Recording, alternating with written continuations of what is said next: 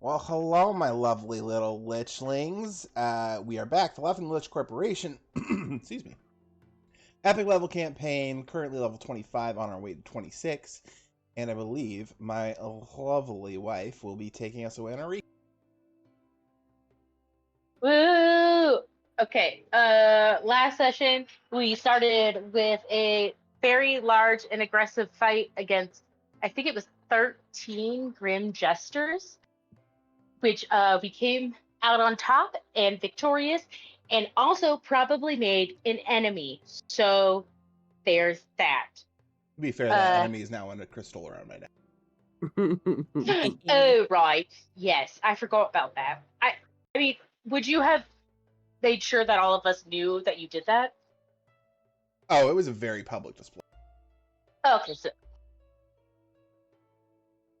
sick. So after the fight and the full body snatching of the ringmaster into said crystal, Mildred came and said, "Hey guys, what's happening? You wanna come and hang out at my place?" And we were like, "Ooh, we kind of just like need a little nappy nap because we were pretty injured by that point, as one would imagine." And she said, "Cool, I'll pick you up in an hour," like a really like hot, cool date, you know? And then she did pick us up in an hour. And we went to her, I don't know, palace, compound, what have you, Temple. and met with her and the two other gods.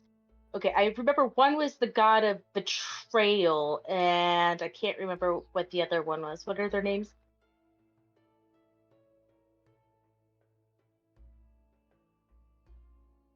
No help. Zamzadu and Pussy Willow. That sounds about right. And Zdor and Mildred. Thank you. And I believe it was Zitor. That's the god of betrayal, right? Indeed. Yeah. Yeah. Okay. So we were, talking out like what we're kind of doing here, basically with Mildred. We were explaining that our main goal is to just like get the fuck out of here. Like we don't want to be out. We don't want to be here. This isn't our home realm, and it's not their home realm. So why don't we fucking GTFO? And she kind of aired some grievances about how, at this point, 800 years later, the two camps have a very hard time trusting each other, even if they are being honest, to the point where they basically refuse to work together to leave this realm, which, I mean, I guess fair. Madib and I realized that Zutar was, the lights were on, but no one was home. And I believe we realized later that his soul was imprisoned somewhere in Mildred's home. In the basement, in the jail. In the jail, that's right. He got swapped. And yeah, we realized something was up, and then I believe Diov directed a question towards him, and Mildred kind of quickly stepped in and talked for him. And I think that's when Diov kind of realized something was like fucking weird. So we kind of just decided to like not confront 3 gods in front of us, or maybe 2.5 gods, not sure, in on their home turf for the moment, and waited till we got into Diov's tower and was like, "Oh, that was fucking weird. What the hell's going on?" And then I think we all just kind of did stuff to go Betty's, and Bokosh went to have a fun time and said, "Yeah, I'll be back before dawn." And that's all I remember. I'm sure I'm missing something important. I think you got it. Oh, we honestly. negotiated for a ship. Oh, that's right. Yes, we negotiated for a ship. That our plan is to take the ship first.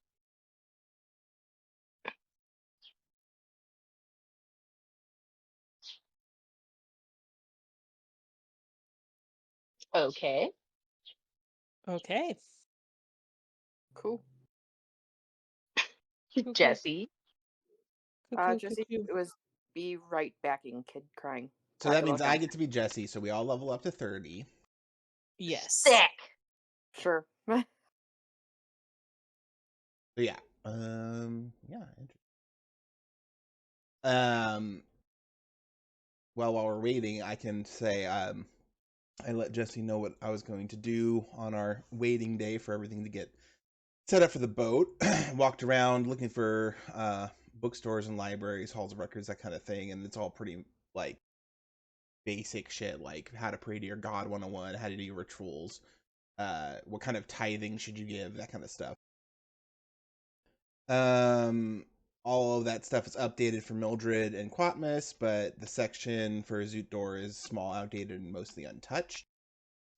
He reiterated that around the city, people have symbols on their foreheads, mostly Mildred and Quatmus. All right. And yeah, I was just giving them a recap of what you sent me about my day in Oslinga. Gucci. People giving me a wide berth, not interacting, putting their heads down as I pass by. They also do that for individuals not wearing a symbol on their forehead. And did find one bit of information in an old newspaper. Talks about the fall of Astrodon and many examples of propaganda. Talking about how Mildred dealt the killing blow while Quatmus held down Astrodon.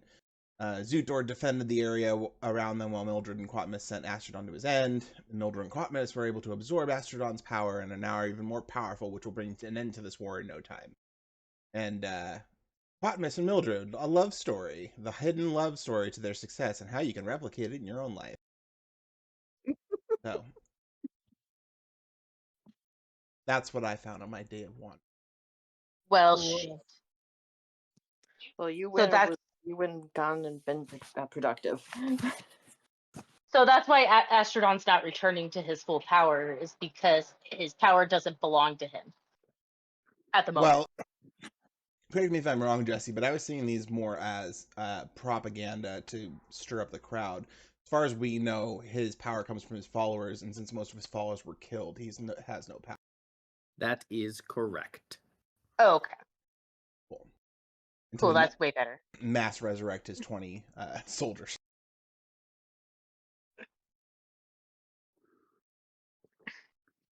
All right. What else did anyone else find during the downtime? Nineve went shopping for pretty things Nice. and got Same. two rings and a new necklace. Necklace with, I believe it was amethyst is what I finally came up with or decided on, and then she got an emerald and a amethyst ring because she, like me, cannot decide. And that's about what she did. She went shopping for pretty things. And then Spider? Spider also went shopping for pretty things, but she got a necklace for Katarina because this is right up her alley, and also went and got basically weapon souvenirs for the rest of her family. Yes. Got a short sword for Drago just because it's a very convenient traveling size, and then daggers for the kids, and also got a pair of earrings for her daughter. So lots of bling. Very nice. Did you talk to anyone? I did. I spoke with I spoke with at least one person. I don't know if I spoke with the shopkeep for the weapons, and my computer won't let me go to there. Why are you all glitchy all of a sudden? There we go. Talked with the shopkeeper for the jewelry, who is named Tamalia. Oh, cool. And Someone talked to her. yeah, I talked to her. I didn't really talk to her much about, like, she's just, Spider's not really that nosy, so it's just like, I'm gonna keep it civil. I don't need to start up Yeah, Nineve literally just Anything. handed her the money for the pretty things and said thanks and bye. Oh. Yeah, throwing some plot hooks out, and Eve was like, "Yep, peace. Thanks for taking my plot hook." I've got these but rats in my base. but Spider, like, because she's not the most, I would say, religiously in-depth, was just kind of like, so what do you like, how do you you know deal with Mildred? Like, what happens as a follower for Mildred? Because she's seen Bhranti do stuff, but that's very, very different apparently. Because I guess there's some public punishment if you don't do your commitments, which are like, you know, you pray and do some rituals and maybe sacrifice something here and there. And it's just like, oh, okay. Never mind. And she probably just walked out after that. It's like, okay, here's your money. Goodbye. I hate this place so much. Which is really ironic because I'm a blood and guts kind of girl, but I do not like this. This is not my forte. Yeah, basically keeping that that faith by fear motif. Yeah. Will hurt you if you don't expend this energy to keep us powerful. Yeah. It wasn't her favorite conversation ever, but it was just kind of one of those, no, I asked this question. I'm going to get the answer whether I want to hear it or not, kind of thing. And it was definitely not an answer she was expecting, but it was an answer she got nonetheless. All right. You guys are in the Palace of Asligas, kind of, I guess, regrouping after a nice long rest. You are welcome to take that long rest. And what do you want to do? You have, according to Mildred, she said she can organize you a ship. And what was the reason that you gave Mildred to get a ship? We told her it was none of her fucking business. Got it. All right, cool. And yeah, where you guys headed? Well, I've already looked around for a bookstore, so I'm ready to go unless people are want to do anything else in the city. I'm Oh, kind of why do I good. feel so bad? My mouth tastes awful. My mouth tastes Oh, like sex worker. Jesus, fuck. Okay. Yes, Bokosh decided to have a night on the town last night. oh, God. Do you have soul coins with you? I do. I specifically remember last session that Bokosh gave all but 5 to Muad, so Bhranti wouldn't be harmed by it because her con score is 5. Roll a Constitution check. Rotate.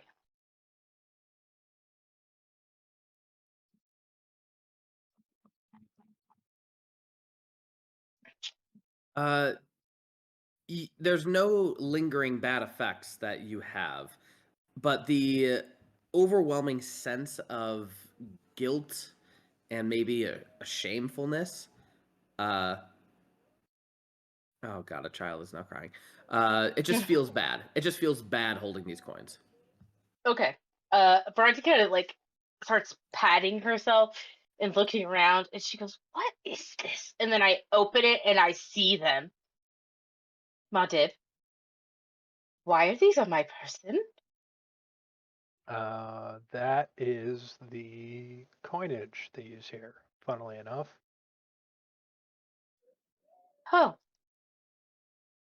great, charming, lovely. Well, if you don't want them. I would say that there's probably only 3 left just because he probably spent some on Ladies of the Night. I mean, Nineve has 2, so.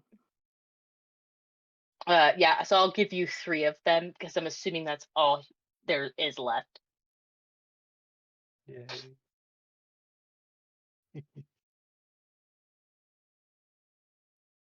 All right. All So right, should we head to the port then? Yeah, I'm gonna just hold Bronte's hand walking there and kind of comfort her and like let her vent and get the anger out. She like greater restorates herself just to keep herself from like throwing up.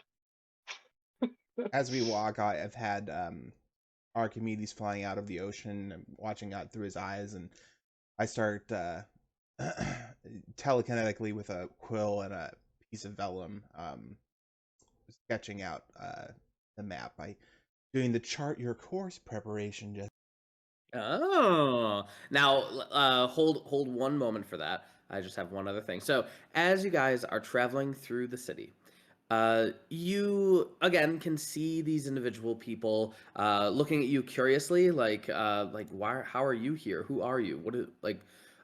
They notice that you do not have a symbol on your head, yet you look like you are well off. You look like you have armor and dignity and money, etc.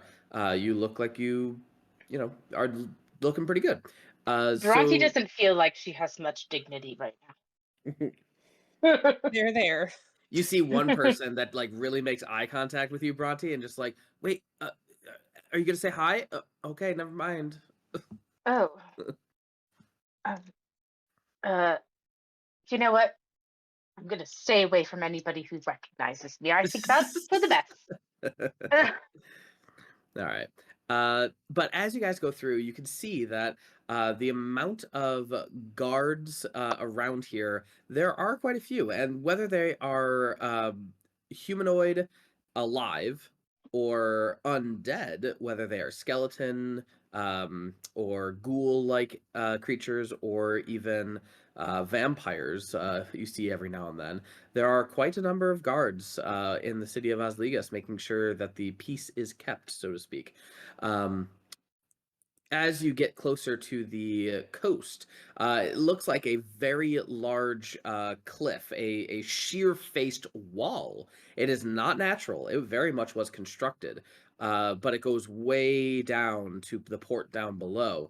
Um, and you can see that there are these sections of this higher cliff area that seem to be open. Like you could just run and jump off of them like that easily, without any kind of barrier or anything like that. And you look at it like, why would anyone design it like this? Until, after a moment, you see a cart, and an individual is pulling that cart, and it seems to have covered on it a couple individuals, 2 individuals that look very much dead, whether from natural causes or from something else you do not know. But he turns the cart backwards, beeps it up to the edge of the cliff, and then lifts, and the bodies tumble down, hitting the wall into the sea below, making a large splash, maybe about Oh. 50 to 160 feet, or 100 feet down below, as he just kind of whistles and turns around and heads back into the city. But there is a major staircase that leads to the port down below to the other side. Um, yeah. seems You a also bit of a notice. waste for a town with a goddess who thrives on the undead. So you also notice on this wall, what are those things called with arrow slits where it's like you can aim it this way, that way, the other way, but what are they An called? archer's Battlements? turret? Yeah. Oh yeah, Battlements? battlements probably. Yeah, that's the word. Lots of those. And sticking out of them looks to be cannons, very large cannons. And you're looking at this wall, and the top and the bottom, there's got to be at least 100 cannons facing this direction. Just absolutely insane. But the port seems relatively busy down below. You guys head down? Yeah, absolutely.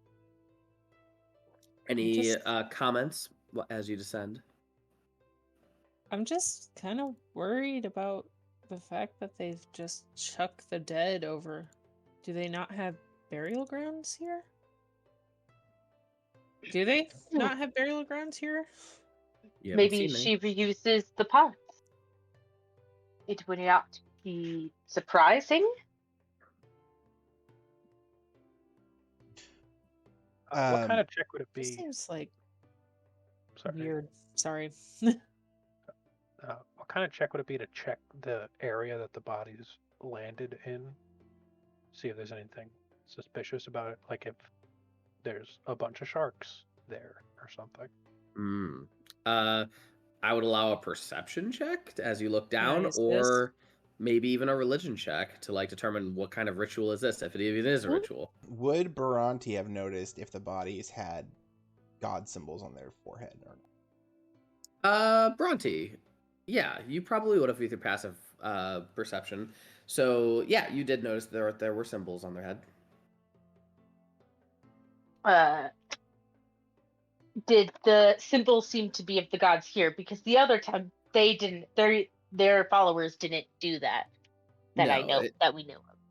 The symbols that you saw on the two individuals that got chucked was symbol of Mildred. As for God, I suppose. As for that perception check from Syder, you look down and you don't see anything swimming. You do see a lot of boats down below, larger, smaller, and a lot of crates, a typical port that you can imagine. Lots of loading and unloading of things. And as you descend, Bhranti, you figure this kind of thing for the goddess of undeath and vampires, like, this doesn't make much sense because, why would you do that when you could just fucking resurrect them? And I just swore. And when you could just resurrect them and figure it out from there. But it's just curious. It's just very curious. As you all descend down to the port, you get closer and closer until you can see the boats, and they're unloading these massive, massive crates. Lots of crates. There seems to be a lot of water coming from the crates too. Like they're just leaking a little bit of leftover water. It's not like they're full of water, but definitely whatever they were capturing or moving is wet. You see an individual approach you. They are, in fact, undead. And let me get it. And with a raven that has a skull, it's just a raven skull body on its shoulder, and he approaches you, gives you like a salute, stands tall, and then the raven speaks. You must be the crew. Nice to meet you. I'm Captain Jarvis. The crow's the captain. Yeah? What's it to ya? A pleasure, I'm sure. Would you like to give us a tour of your grand vessel? Ah, the blind sister. Over there. Check it out. She's a beaut. Been riding her for over 20... I don't know, 200 years? They just blend together. Great vessel. It's like his time. Tell me about yourselves as we walk towards my vessel.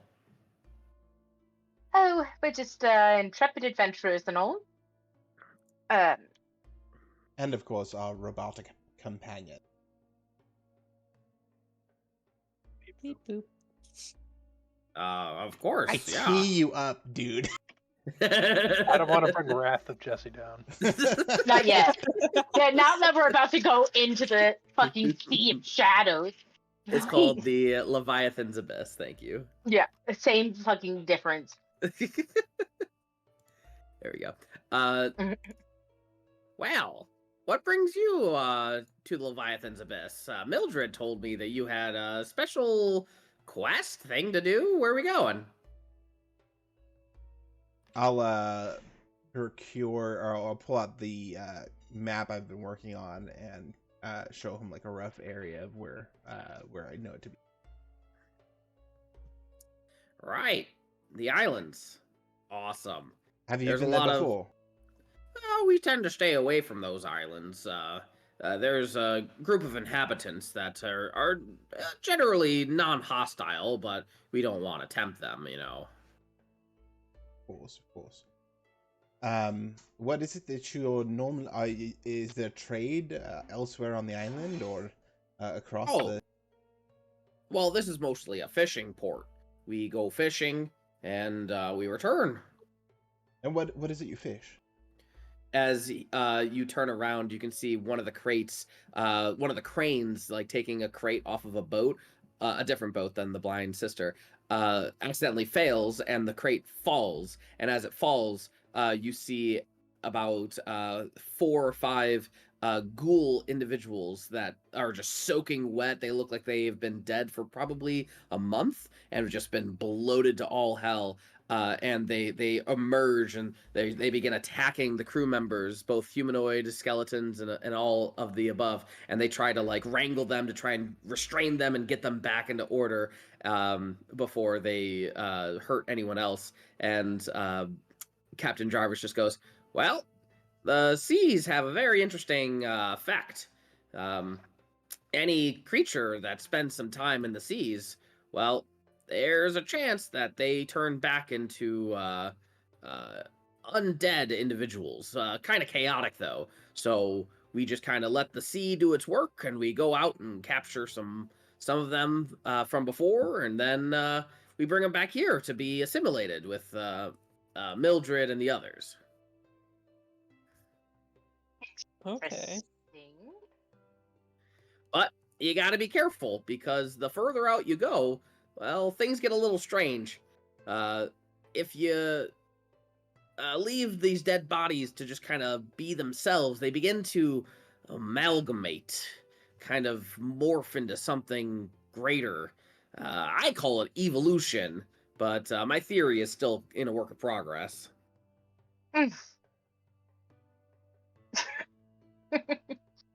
To the Fascinating. theory, that is. Oh, yeah, theory, of course. Captain, what can we expect on this journey? How long will it take us, and what dangers are there on the way? Well, if we're headed out this way, I expect it to take us several days. Hopefully, we have nice fair weather and nothing goes wrong. There are plenty of people out on the Leviathan's Abyss. Whether they're good or bad is anyone's guess. We could find other fishermen that are just, fishing for amalgamations. It's a weird trade, really. You get like a bonus, a payback, if you bring back things like ghouls and undead. But some creatures, well, if they have weird mutations, right, or they are combined with other humanoids or creatures like that, they could become something. They could be worth something really great. But the danger there is, of course, quite vast.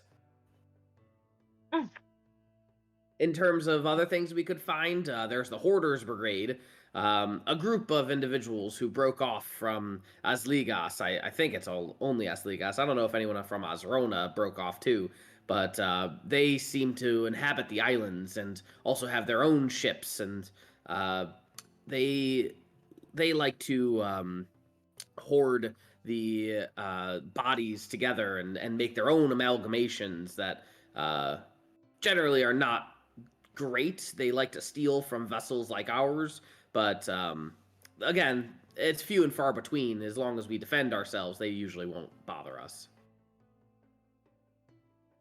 And they're not united either, which makes it even better. They're not united yet. Ooh, an optimist. We're gonna like you on the boat.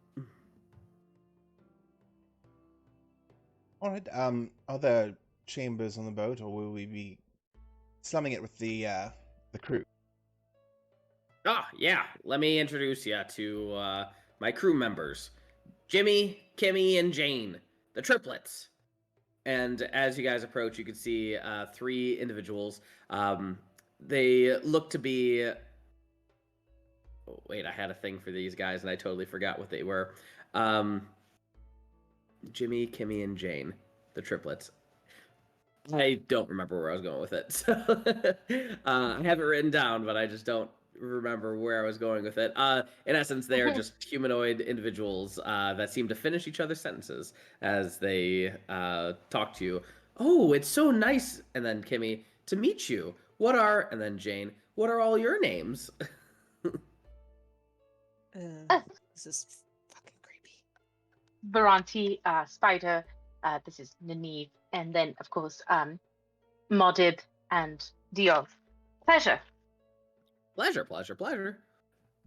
So, Spider, are you telling us that your twins didn't finish each other's sentence? No, they didn't. They definitely had personalities of their own. And senses of their own, too. Can I do detect magic on the triplet? Sure. Do I see anything weird? As you do that, you do see that. Would this show up with magic? That's a good question. I would say make an Arcana check. Can do, but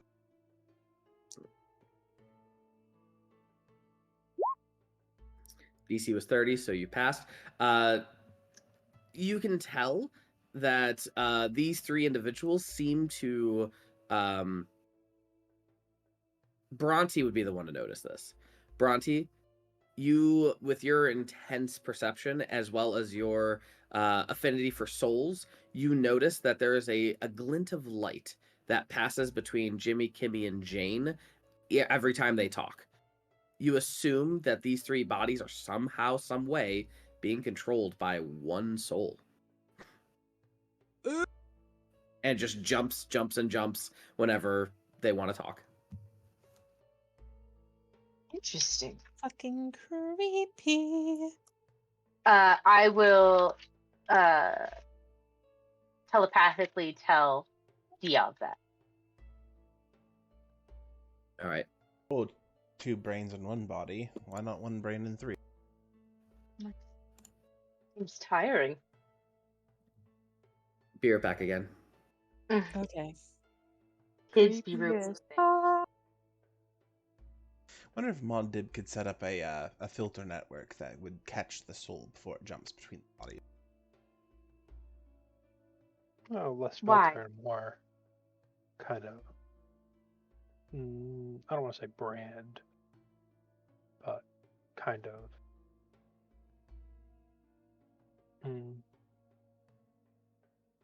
Focus it down into one body. I don't know what happened with the other one, so.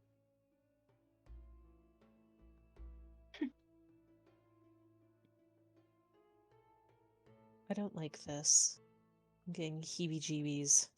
What do you mean? This place is fantastic. The whole souls thing is not my jive. What, do you not want yours? You keep your fucking paws off my soul. Or else me and my husband will hunt your ass. Yeah, that's fair. I don't want to deal with Drago. I mean, if Drago you want would souls, happily I kill got you. 2 soul coins, but please don't take mine.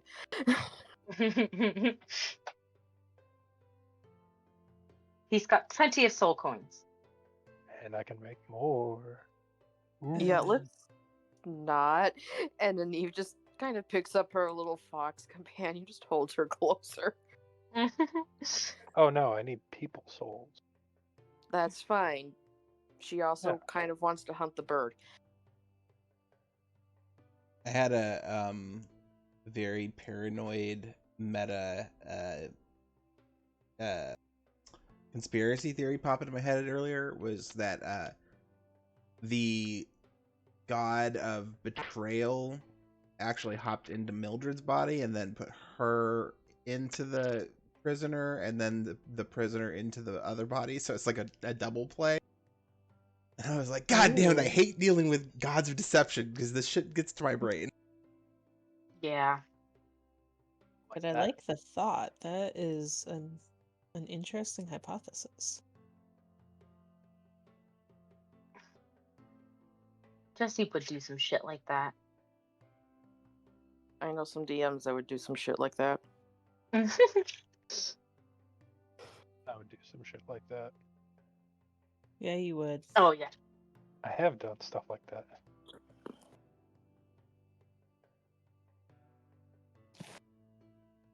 We weren't plotting against you, Jesse. Jesse's kid is really killing the vibe tonight. Dang breeders. How dare they be sad and want their daddy?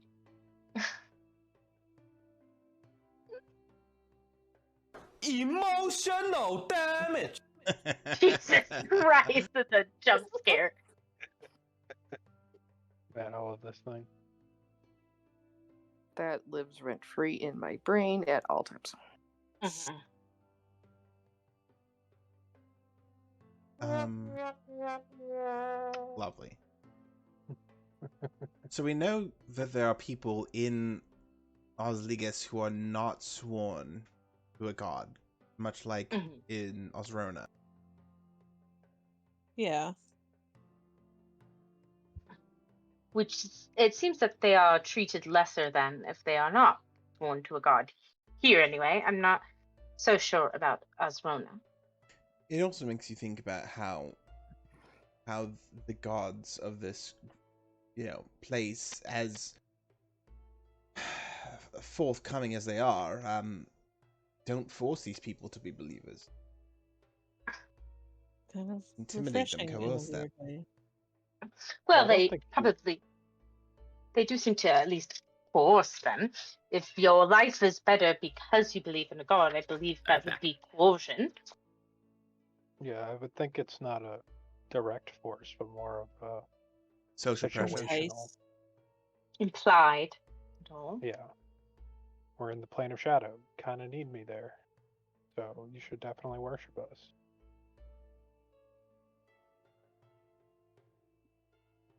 Ah, man, Welcome I'm getting back, real Jesse. Flying Dutchman vibes. As you guys get onto the Blind Sister, it looks like a worthy vessel. Nothing too fancy. Large enough to accommodate you all in nice little cots, but has a very, very bright light at the pinnacle of the boat to obviously help figure out where things are. Captain Jarvis reiterates, now, what's the voice I was going for?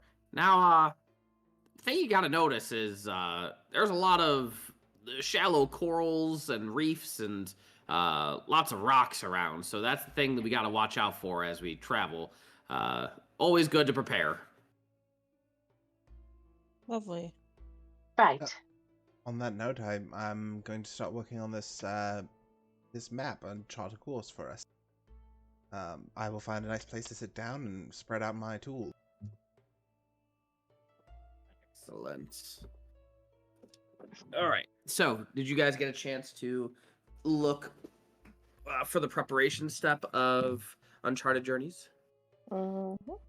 I did, and I also put Love it. some suggested options above Nineve's face pick. Oh, All look at you right. being so helpful. So helpful. All right. Let me see. Where is it? There we go. All right. So, you guys all recall 1 hit dice to recover a single use of class ability, 2 hit dice to something that is for a long rest, 1 hit dice for a short rest, and 1 hit die to regain 1 first level, and 2 for 2, and so on and so forth. Once per journey, you can choose to take a short rest.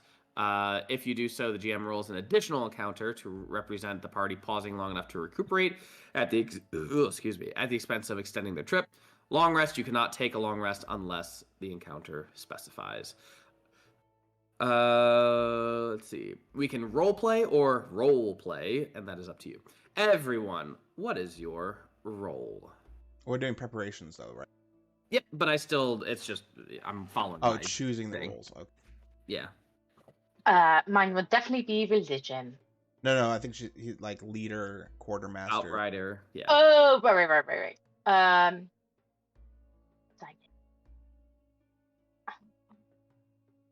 I think you were leader, but I can't remember if that was Bo, Kosh, or Bhranti. Could you tell me what leader is again? The leader is a confident and wise party member who is capable of organizing and encouraging the team to persevere through challenges they otherwise could not surmount. Persuasion, insight, and performance or musical instrument checks. I can do insight. All right, so Bhranti equal leader. Who is the outrider? The outrider scouts ahead of the group. They are responsible for finding safe routes and tracking threats to the party. Survival, nature, and sketch a map using cartographer's tools would be a good outrider. Yeah, I'll take the outrider. Diov is outrider. Quartermaster. Responsible for maintaining and finding food and supplies for the party. They ensure the group is well equipped and the supplies are readily available after a hard day's journey. Strength or constitution athletics checks, blacksmith tools or leather workers tools, or cook's tools or brewer's utensils, or brewer's supplies, sorry. That is the... Nineve can take quartermaster. She's proficient in leatherworker's tools. Nice. Sweet. Master Nineve. All right, and sentry. Sentry is the eyes and ears of the party. They keep watch of the group and their surroundings and are often the first to spot danger. Perception, stealth, and disguise kit. I I mean, assume that's Spider. yeah, I can take that one. Okay. Read your ability, which is I under your specific thing, and then the flex position is Muad. All right. Muad, make sure you read your proficiency. Proficiency matters. Cool. So now prepare. You guys have the following things to do: assist an ally, brew tonics, carouse, chart course, consult the occult, hire help, pack up, prepare a feast, procure a beast of burden, procure mounts, procure supplies, rally the party, research, seek advice, and study the weather. What would you all like to do? Occult, please. Occult. All right. Also, right below the options, I did put that both Bhranti and Spider, if you wanted, you could attempt a con save to do a second one. If you fail, you get a point of exhaustion. But I don't know what the DC is going to be, and the rest of us have kind of crappy con save. Okay. Yeah, Consult. I can try. All right, consult the occult. You spend a few hours practicing as esoteric traditions to search for signs and portents concerning difficulties of what lie ahead. Make an intelligence or wisdom, arcana or religion check. On a success, each party member may re-roll a failed saving throw once per journey. Okay. For the record, did you guys see, can you see what I'm writing in Roll20? Yes. Okay, just making sure, because it for whatever reason, it like changes the color. All right, so Bhranti. DC was 22. So I'm gonna write down everyone gets a re-roll one per journey for saving Bhranti throws. roll. All right. Next, who's going next? Nineve will rally the party. Rally. You speak to perform for your party members, mentally and emotionally preparing them for the long road ahead. Choose one of the following approaches and make a charisma performance check. On success, your party gains one of the following bonuses. Encouraging. Each party member begins the journey with inspiration. Galvanizing. Party members gain a +1 to ability checks until the end of the journey. Hopeful. Party members gain advantage to ability checks and saving throws during the first encounter of the journey. Resolute. Each party member gains temporary hit points equal to twice the proficiency bonus. These temporary hit points remain until they are lost due to the damage or when the journey ends. They are not lost when the character rests. Solemn. Party members gain +1 to saving throws until the end of the journey. Which one would you like to do? Let's do advantage on checks and saves on first encounter. On first encounter. So that is a hopeful. Go ahead and give me a performance check. DC 22. Please. It you roll twice. Was that a dog or a cat? What did I just hear? A kitty cat. That's my kitten. That's my your gosh. little shit of a cat. I love my little shit of a cat, but she's a I'm little shit not of a saying cat. she's. I'm not saying you don't love her. I'm just saying she is a little shit of a cat. She is. But she's Yeah, your that- little shit. She is my little shit. All right, that is a fail. Next person. I will do chart course. All right, chart course. Using the information you have about your origin and destination, you lay out the best possible course to follow for your journey. Make an intelligence or dexterity cartographer's tools check. On a success, reduce journey difficulty by 5. On a failure, increase by 2. Oh, I thought it was a decrease by 2. I thought it was a win-win. That's all right. Well, we're gonna have a fun journey either way. Hey. Oh, that was good. All right. Cool. So that reduces your difficulty by 5. That seems excessive, but I guess that is what it is. It was the gamble, Jen. That's but like that seems like ridiculous. All right, cool.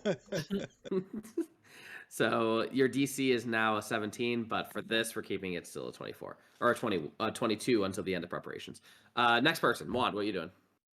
I am going to procure supplies. Procure supplies. Procure supplies. You spend time inventorying the party supplies and procuring the proper provisions to outfit the group for the challenges ahead. Make a charisma investigation check to locate and purchase the necessary supplies from the populated point of origin.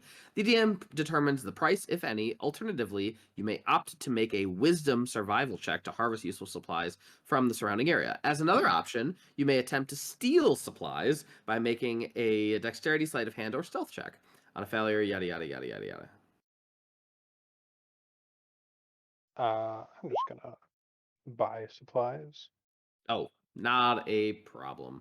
Total supplies will cost you around 100 gold pieces, so deduct that, please. But you definitely are able to garner what you need. If the preparation succeeds, each of the quartermaster's supply dice increase from a d6 to a d8. So quartermaster is Nineve. Instead of d6s, you now have d8s. Sweet. All right. And anyone else? I think everyone.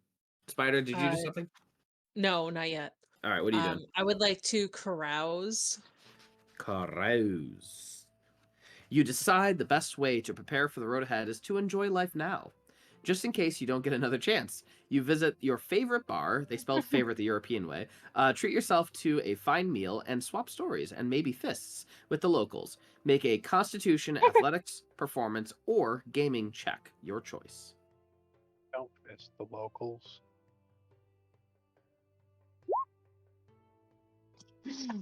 There it is. Oh. Constitution save is a plus 10. Is that the same as your athletics check with con? Yeah. Uh-huh. Okay, perfect.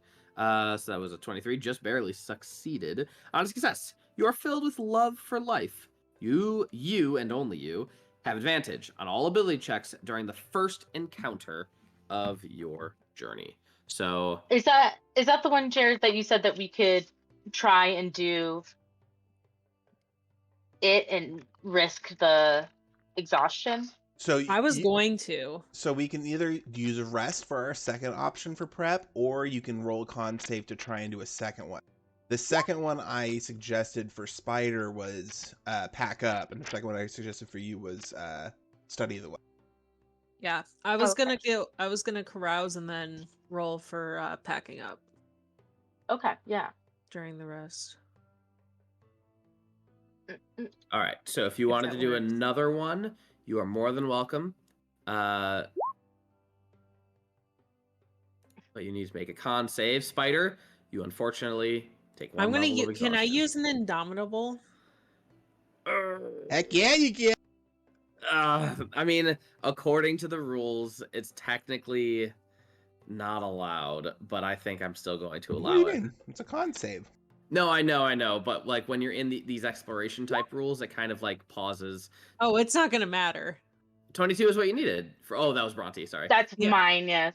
that's a bummer.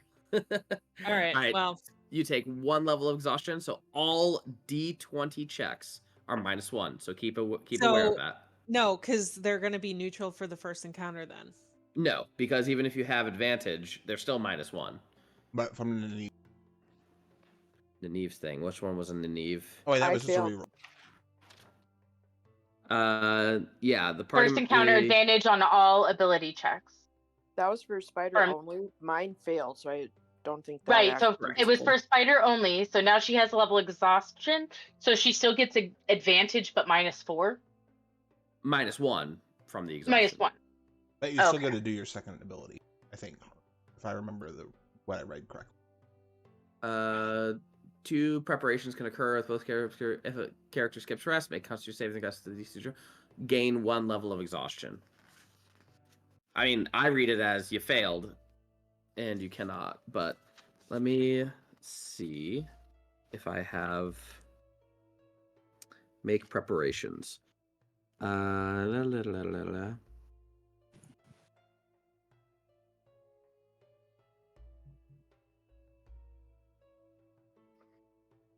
Hurry up, we gotta go.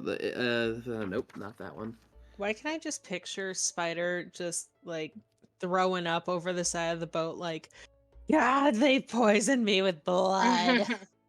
The reason why I put that into parentheses is because in the book, a character can choose to make 1 additional preparation, but they skip the rest step and gain 1 level of exhaustion. It doesn't even give you a save in the book, but I put that parentheses there as in like, that doesn't seem fair. I like the chance of it. So that's why I threw that saving throw in there. But you gain a level of exhaustion, and gain 1 level. Players choose a preparation. Yeah, it happens. It happens. So what do you want to do, Spider? What happens? You get to do your next preparation. I was gonna pack up. Pack up. All right. You lug, haul, and consolidate the party supplies, then painstakingly organize the pack and pack them tightly to make them as easy to carry as possible. Make a strength or constitution athletics check. On a success, reduce the journey difficulty by 2. This is a -1 for you. -1, fail. I tried. You tried. I'll try. I shouldn't have flown as close to the sun as I did, apparently. And Bhranti. Okay. What was the other one? Wisdom-based Reduce. Right. Yes. Or study the weather. Study the weather. You survey the state of nature around you and do your best to forecast the weather, allowing you to prepare accordingly. Make an intelligence or wisdom nature check. On a success, reduce the journey difficulty by 2. So this is going to technically be D20 plus 9 plus 7, D20 plus 16. Are you using intelligence or wisdom? 6 or higher. Wisdom. I'm using wisdom. Got it. Oofda.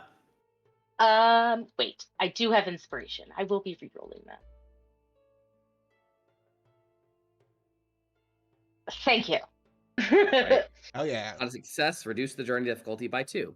So we went from a 22 -5 down to a 17 -2 down to a 15. 15. Woo! That is so simple and easy and boring. All right, cool. So, So simple. A cave elf could do it. Yeah, seriously. All right. Preparations are done. You already did the rest. We are going to make the journey. We have 4 encounters as the typical journey. Your group travel check is now. Look at your leader, outrider, etc. abilities, and it will tell you what is the thing that you should be doing.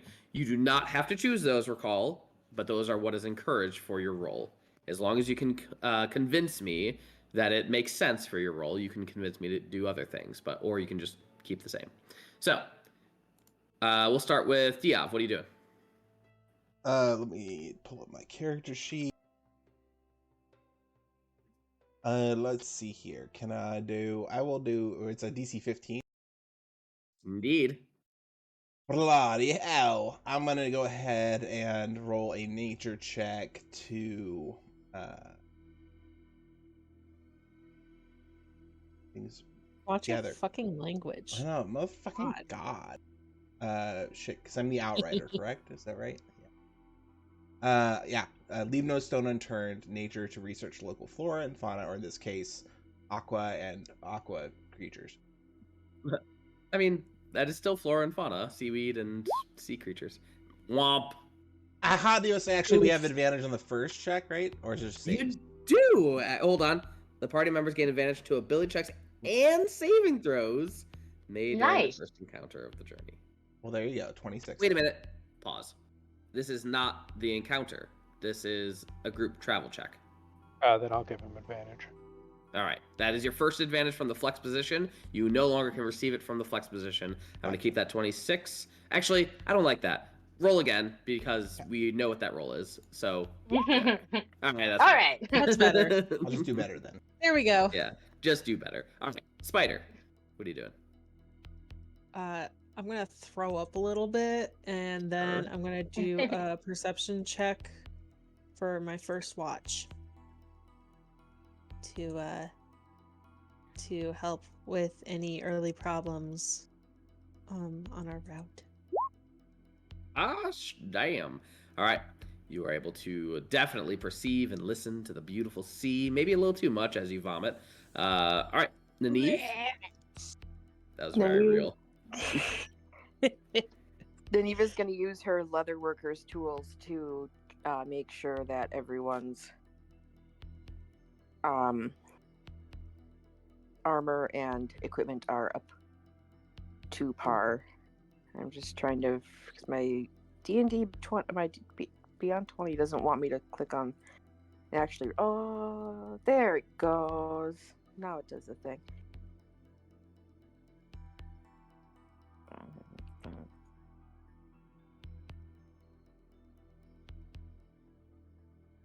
I always hate this play. It's like, could you just fucking do it, bruh? Okay, that is your first fail. Anyone gonna help? Oh yes, I'll give you my reroll. Which reroll is that? It is Or what's the ability called? As a reaction while on a journey, you can allow another party member to reroll a failed saving throw or ability check. You can do this once per party member per journey. Inspirational resolve. All right, reroll. Come on, computer. Never.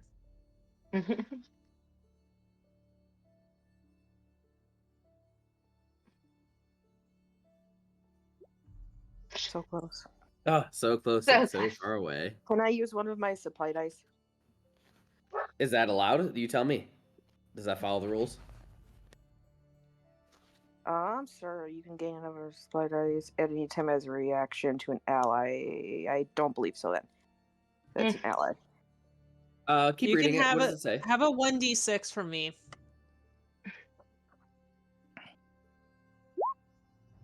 There you go. 18? Now, Yeah. how did you use that, Spider? Just curious. I have at the start of stage 3, I can The ever vigilant. Yep, the ever vigilant. Okay. I gain focus dice equal to my proficiency bonus. And does it say when you can use those? At any time as a reaction to an ally making a saving throw. It's not a saving throw, it's an ability check. Oh.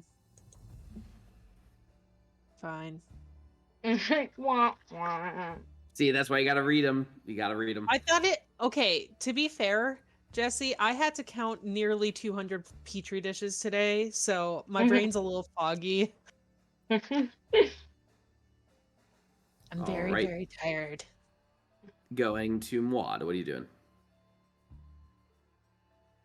You tried.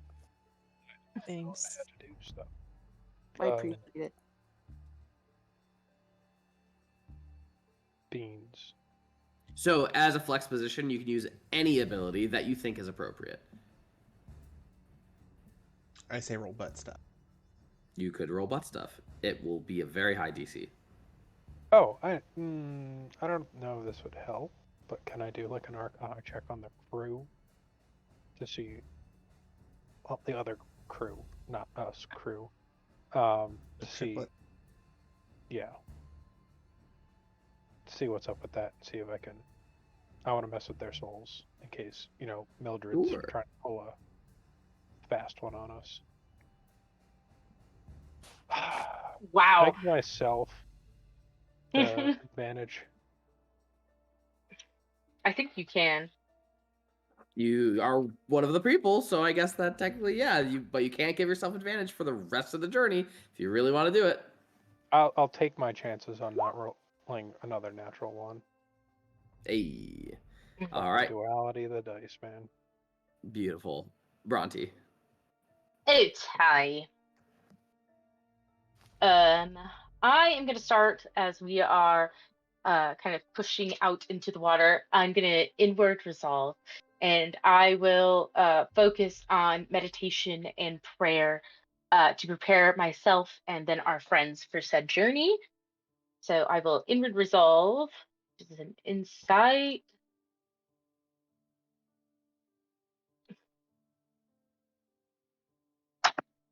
What is happening? Is that? I mean, Hey, Bhranti, hold you on. want advantage? I would love that. Let me re-roll. Getting all that advantage out of the first try. Yeah. God Like damn. we apparently really pissed off D&D Beyond today. It's the fucking soundboard. I haven't even Is used it it. though? Thank you. Damage.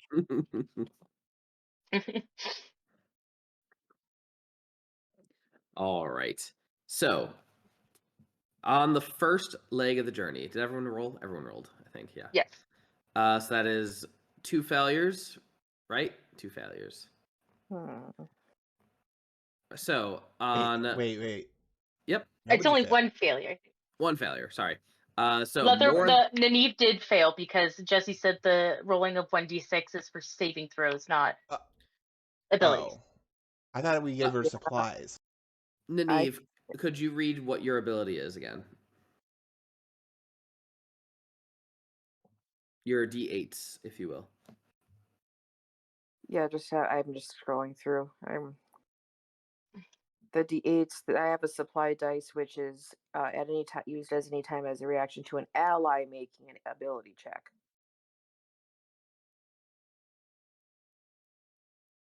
So I could use my supply dice for myself because it specifically says an ally. And you're a quartermaster, is that right? Yes. All right, I'm going to quickly turn the page to the quartermaster. And we are going to make sure that I was correct when I made these notes. Well prepared. You gain a number of supply dice equal to person ability. For example, supply dice is d6. Anytime throughout the journey, as a reaction to an ally making an ability check, you can spend a supply dice, adding one to say. You can decide to spend the supply dice after your ally has rolled, but before the GM has declared whether. I think I would allow you to still make it yourself, because that just seems dumb if you can only do it for other people and not yourself. So go for it. If you want to roll that d6, roll it again. I believe Can it you be a need to get. d8? I have the thing. You're right. You're right. It is a d8. You are correct because of the whatever happened. 17. All right, 17. That's a success, which means that all of you succeeded, which implies reading the whole party succeeds. The base encounters is subtracted by 1. So instead of 4 encounters, you all will have 3 encounters. Nineve, please roll a d12. Bhranti, please roll a d10. I don't like that. It's for the encounter. I know, Meeting. but still. Number 6. Glowing lights emanate from the hull of a ship split open upon a reef. Songs ring out from the deep within the wreck, echoing through the rock formations. Further inspection reveals planks have been laid from the hull to shore. Shadow harpies. So right now, as you guys travel, you are making your way close to the coast, and Captain Jarvis explains that you're going to stick close to the coast first, and then head outward to sea. So you're very near the coast. Seems like there was a shallow part where it looks like this boat, glowing lights are emanating from the hull of this ship that is split open upon a reef. You hear songs ring out from the deep within the wreck, echoing through the rock formations.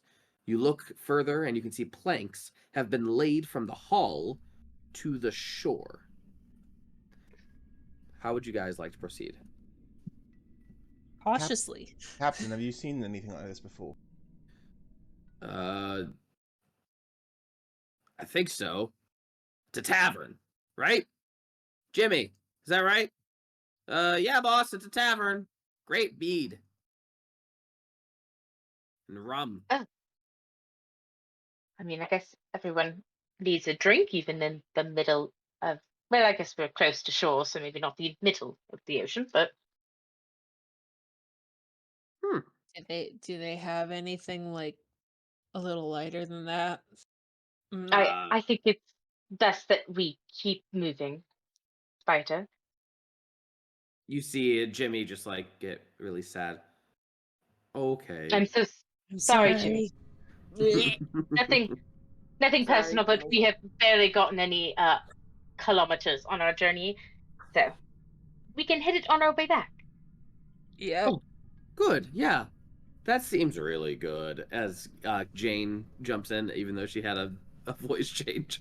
All right. Diov, roll a d12. Muad'Dib, roll a d10. Get out of here. I don't remember Ooh, it was there low, are- good, or... Did we just roll the exact same thing? Yep. No, I rolled a Basically. 6. Oh, okay. I missed that. Yeah, I see that. 1 and 7. All right, cool. Treading along the edge of a cliff, a postman staggers into view. Oh my god, don't you dare! Don't you dare! Completely drenched after a freak wave crested the cliff face. He laments his sodden letters and parcels, having believed a coastal walk would be a pleasant journey. Despite his disappointment in his performance, he delivers his postal guild motto with gusto, oblivious to the seaweed stuck in his cap. I've been looking for you. Got something I'm supposed to deliver. Your hands on it. The irony of that being so perfect. That was beautiful. Told you it's a good thing. Ridiculous. I honestly thought you were gonna do you got mail. That too. That also works. Well, this individual seems to be treading along. He's still far. It's probably, I don't know. You guys are close enough that you could see him like on the crow's nest. You're probably like 50 feet from him as he like waves you down. But he's continuing on with his parcels to realms unknown. You notice that he does not have a symbol on his forehead. Do we stop and talk to him, or do we continue on? I don't know. If I We have just need to five. figure something out. Yeah, we could yell at him. What ho, good sir? Heyo! What can I do for you? Are you of this realm or of one of the cities? I err from no city. I am one of the banished. You poor thing. Banished from where? My family is from Asligas, but we would not support their war effort. And so we decided to leave and make our own birth. Good for you. Show me your forehead, as he like asks you to lift up your hair and bangs. I do. I'm gonna lift Yeah. mine up, and then I'm also gonna do the same motion for Maud. Even though he's got no hair. Yep. Are you also banished? No, we are not from these parts. And we, well, most of us bow to no god. Some of us don't have a choice anymore. Question, Jesse. Do the triplets and the captain have symbols? They do not. Interesting. Mm-hmm. Gotta look for this earlier. Now I have to find somewhere to put that. Somewhere to put what? I have to find somewhere to put that down in the notes. That they don't have. Yeah. Oh, okay. The postman just says, "Then you should be welcome at our encampment. It's quite a large thing. It's been growing for quite some time. And where would we find such a place? To the north, along the coast. Look for the town of Tyr. Is that That is- Tear How do you or spell Tyr? Tyr. Oh, as in the god. Not related. Name came to my Oh, okay. head. Not TM, related. TM, TM. All right. Well, good luck on your journey, sir. Ask for Barbas. That's my name. We got it, Fuck, Bobby. Ask for Barnabas. Barbas. Go on, Bobby. Go on, What Pop. is your name? I'm not your friend, pal. Not your pal, guy. All right. I'm not your guy, buddy. Spider, go ahead. Roll a d12 and make it anything but a 1. And then Please. Nineve, roll a d10, please. No. Stop it. Nope. Not doing Reroll. it. Reroll. Yeah, please reroll. It's the same encounter. What the hell? He's like keeps walking like. There we Wait, go. hold on. There we go. Jesse, tell me Yes. what the name of the encounter is at 12. It is a fateful encounter, is what it is called. Okay, I'm gonna use my ability since this is the last run of the journey. And I'm gonna reroll a D12. All right, go ahead and reroll. What's the name of 11? Deadly fight. Ooh. Deadly fight. Deadly What do you fight. guys think? What do you guys think? I would really enjoy a good wrestle. And we would be able to long rest normally after this because it would be the end of the journey, right, Jess? So yeah, after you guys do this, let me see. Oh, excuse me. Journey's end. Each party member makes a con save, adding the quartermaster's strength or intelligence modifier, yada yada, and then depending on how it goes, is what will happen. Question 2: did Bhranti prepare water breathing, and has she been casting on us at the beginning of every morning? Let's see. I have to look at my D&D Beyond sheet. I probably would have cast Water Walk as opposed to Water Breathing. Okay. Just because I would rather you not go into the water at all. Right. One's in chat for deadly encounter. Two's in chat for fateful encounter.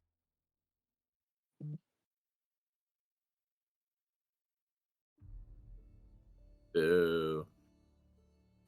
I mean, boo. Wait, I get a vote? Yeah. Jesse's vote is null and void.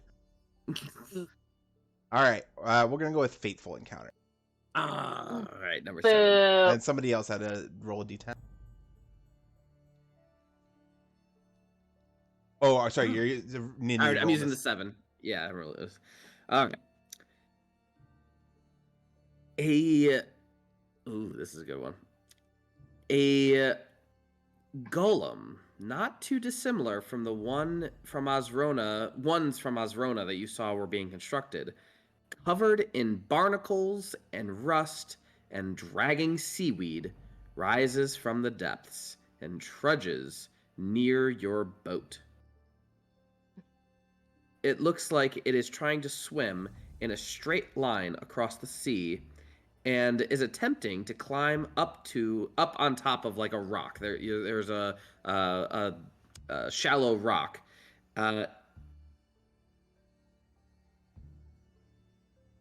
Okay, cool. It seems like it's struggling. It is struggling heavily to try and get up onto this rock and hold on.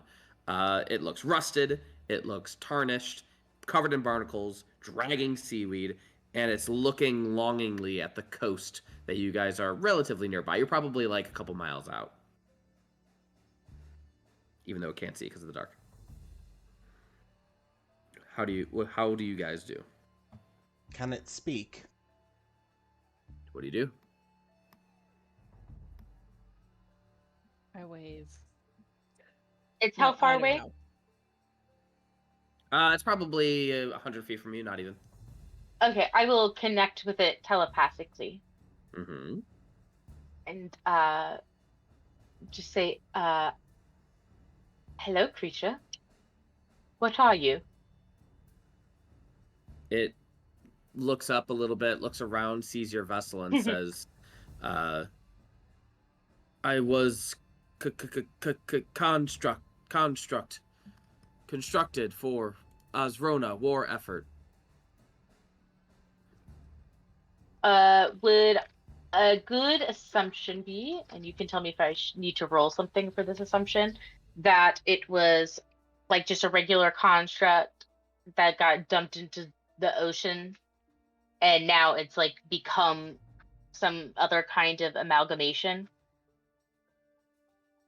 No, does not seem like that. You'd say it looks like a construct, right? Not like a humanoid zombie pile. It looks like one of the construct golems that the artificers in Azrona were working on. Right. Okay. Are But- you malfunctioning? My protocols are not as they were. I have been traveling underwater for many years. Too What many. were you looking for? Mission file not found. Unknown. Many files calibrating underground landscape and creatures found. Unknown files from before. Waterlogged. Would you like a ride home? Yes, if you join us, we can take you home once our mission is complete. Yeah, I can fix you up. Probably. Beep boop. Hopefully. Beep, Beep boop, boop. Beep boop. Boopy. You need to speak to him in his native tongue, Mod. Ah, sorry. Hang on one second. Oh god.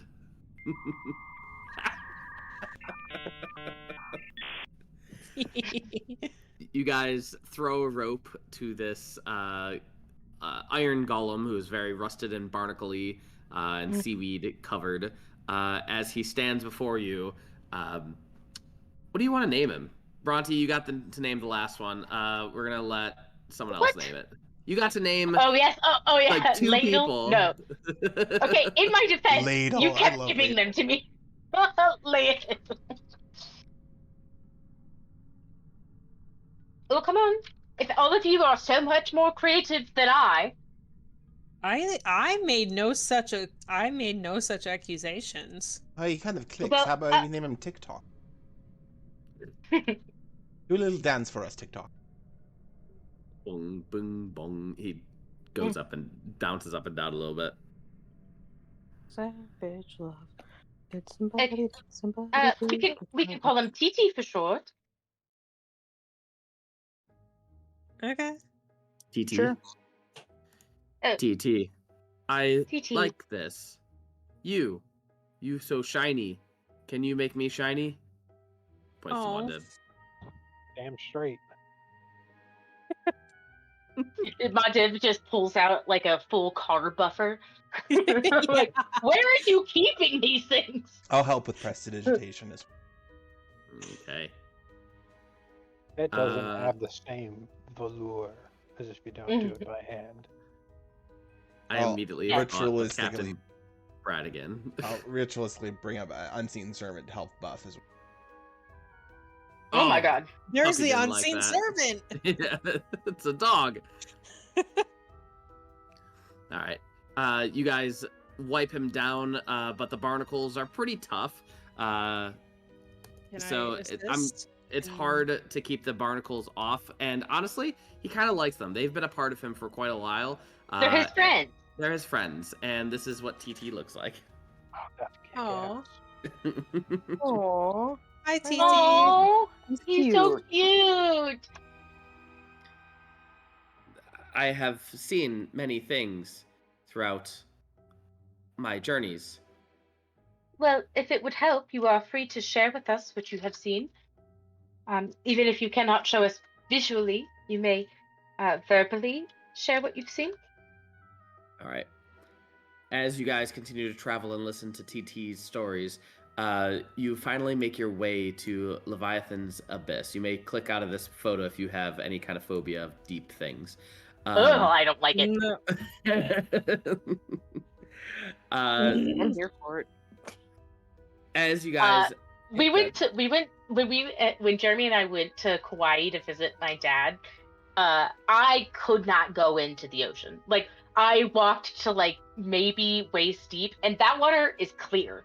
Okay, murky water is the scariest thing on planet Earth, and you can't convince me otherwise. in terms of the creatures of the deep, there are quite a few. Many interesting bone amalgamations form and create swimming figures that help it to move throughout the abyss. I luckily have been able to avoid these individuals, but I did scan at least one of these creatures. Let me show you. And he has like a thing that projects it onto the floor, and you guys are able to see a very large-looking individual. I have wrote a scale on the side to help you understand the size of this creature, and it looks to be about 200 feet long. So it's a big boy. Oh, that's terrifying. Is there anything in particular you are looking for in the abyss? My will to live. I will telepathically show him what I believe the missing half of the sphere looks like. Yeah, we did see the half in us wrote it. Okay, yeah. I am unfamiliar with that sphere. Is there anything... It's possible that sphere was encased in something. Do you know what it may have been? Recalling my legend lore, would I know anything like You do recall that it was inside of a chest, and that chest was inside of a ship that went down in the Leviathan's Abyss. Yeah, I'll conjure an image of the ship as I saw it in the spell. Quite a few ships like that in the Leviathan's Abyss. Although, there is one location that I recall seemingly sucks in the ships from a wide range. The trench. The trench down below. As ships descend, if they are within a certain radius, they slowly get sucked into the trench. Even if they're on the seafloor, they will continue to move slowly. I remember watching this and feeling the force myself. It took quite a lot to hold steady and continue. Looking down into the trench, I could see a plethora, or at least sonar detect a plethora, of ships that were encased within the trench, many feet underwater. Interesting. Well, thank you so much, TT. You have been very helpful. Hopefully we can get the rust to stop so we don't, fall apart on us. You've done such a good job. Please take a long rest. Reboot. Or whatever it is you do. It is so kind to have met your acquaintance. I very much would like to spend time with you all. I have no purpose anymore. Oh. I have purpose. Okay, God. What? What's so wrong about that? I'm giving them. Don't ruin this. His purpose can be your new best friend, okay? Yeah, he just has to sign the dotted line. Stop it. Yes. Yes, you want to sign. No. Fine. What is this signing that he is discussing? Don't worry about it. Just sign it. It's not a trap. It's a trap. He doesn't even have a soul for you, Martin. He doesn't. That's fine. I want a robot buddy. Who's all fleshy. Okay, but he can be your robot buddy without you signing him to some sort of agreement. He just said he wanted to be your robot buddy. Yeah, but I want to make sure that people can't take away the robot buddy. Like, I don't know, the people who created him. Who says they're even alive anymore? We came from the city. They're making more. Or trying, not doing well in making more, but are they doing well in making more? For what? War golems. In Osrona, indeed they are. That's like what they're all about right now. Ah, right. So they're fine. They're not going to want him. He'd be. Please carry on. I would really like to get off of this boat. It is creepy. At least you guys can swim. Like, do you have the ability to make it so we can breathe underwater? I do. Beautiful. I was going to say that is not something I can do. I can control the water for at least 10 minutes to make our trek down to the bottom a little easier. I can make it so that we all can breathe underwater for 24 hours. Perfect. I can't do magic. But you're great at what you do. Thank you. darling. Thank you. Thank you for being here. Are we roughly above where we're gonna start our journey? The trench. Roughly. As Captain Jarvis comes around, I think I know exactly what they're talking about. Really deep waters there. Kind of really far out as well. Definitely have to have your wits about you. I don't really want to drop anchor for too long around there. That's generally where you get caught with your pants down, if you know what I mean. Either the hoarders will come out or worse things. That's fine. I mean, once we get what we're looking for, we can get ourselves home. We don't need the ship, I would assume. It's up to you. Teleportation and stuff all seems to work okay here, yes? I guess we'll find out. We did use it from... Didn't we use it from the... God damn it. The fucking Frostfall Expanse back to the tower? I don't believe so. No, we did exploration, I believe. Yeah, I think we walked. Yep. Yeah, I don't think we've used teleportation here yet. No, we have, because it was... we used it, I believe, either at the... I may be mixing two things up. I thought we had used it at the mines. Yeah, that sounds familiar, actually. Yeah, you might be right there, Can't actually. plane shift with teleportation. Okay. All right. So we'll just leave you there and to go dive down, and then I guess we won't see you again. Oh, you will. Don't you worry. Yeah. I'll be back at the least. What am I doing with TT over there? Oh, TT, if you want to come with us, we'll make sure you get back. I believe you said I was going to take a long rest. Is that still true? Yes, he wanted to take a long rest. No, we can take a nap before we shove off, I guess. All right. If you do, I'm going to add another encounter, just so you know. I think that's fair. Yeah, let's do it. All right. Because you are now in the open sea, we are going to roll the open waters encounter, which is different because it is different. I don't know why. And we're going to do... I'm going to need Bhranti. Roll a d10 for me, please. D10. 6. 6.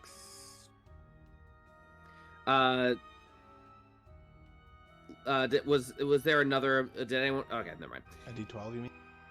Nope, no. There is no D12. It's different. So when the moonlight strikes the sunken wreck of the pirate ship, the Sleeping Maiden, the reflection makes it appear to be sailing about the waves. It is said that certain times this illusion can be boarded and her long-gone treasure claimed. Others say this is a trap to claim covetous souls. As Captain Jarvis explains this theory, you guys do see this ghostly ship far away on the seas, because that you saw it and you were like, "What is that?" And Jarvis explained what ship that must be. It must be the Sleeping Maiden. It does not seem to be harboring any sails, and it looks ethereal in nature. Jarvis said Well, that. now we have to go. Yeah, so can you take us a little closer, Jarvis? Of course, yeah, of course. As he brings you over to that side of the ship. You're probably within about 60 feet at this point, and again, the ship is ghostly and quiet, ethereal in nature as you get closer. Can I make an Arcana check to see if this is possibly illusory or just a reflection, or if it actually has like physical form? Yeah, Arcana check. With that 31, you are pretty certain that this is indeed corporeal. It definitely looks a bit solid. What do we say, intrepid adventurers? Do we want to see if we can loot a pirate's booty? Chance for pirate's treasure. How could we possibly say that? Fine.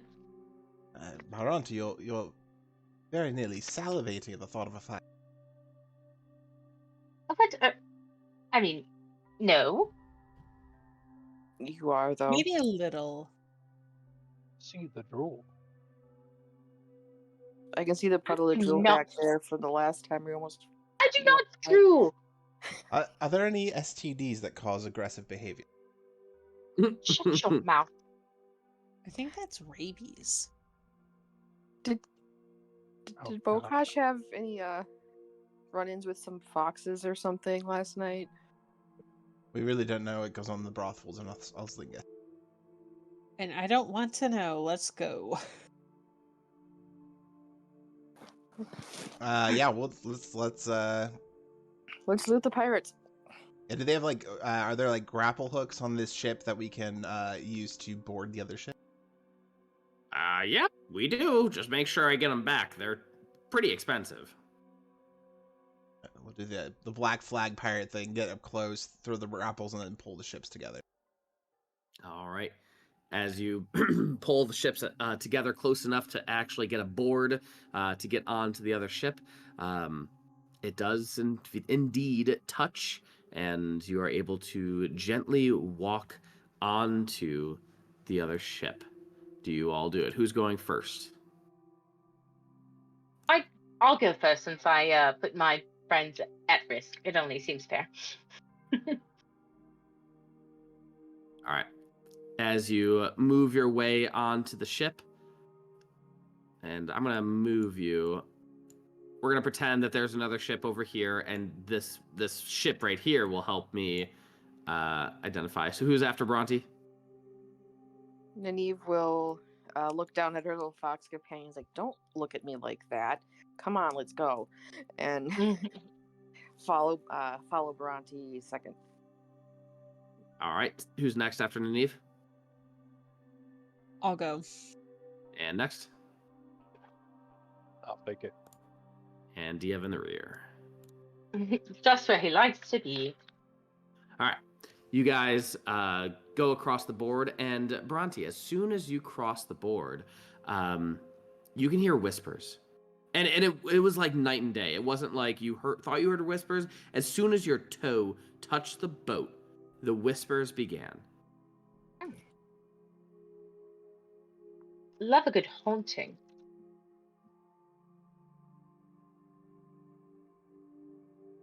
Do you wish to be free, souls? I could help you in this matter. You can hear them but they don't. You don't think that they're acknowledging you. I will. Rude. How rude! What else do you have to do? You're dead.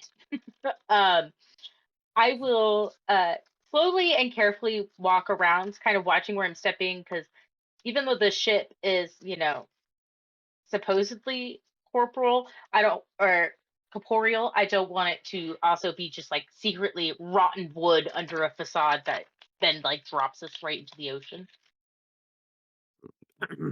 All right. As you guys just about make your way, you can see someone appear. This someone looks to be a minotaur of looking, and they are wielding a very large axe. As they look at Bhranti and say, "What was it that you were saying?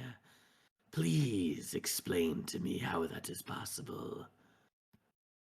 Well, you are held here by your death. Perhaps there is a way to free your soul, to go on to whatever afterlife it is you subscribe to. And are you just looking to steal what it is that we held deeply within our vessel? To be quite honest, I could not possibly care less. Make a persuasion check.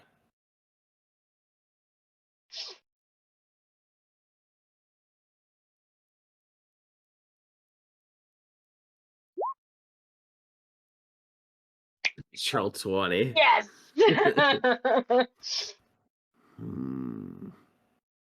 I am. You might not care, but what of the others that you bring onto the vessel?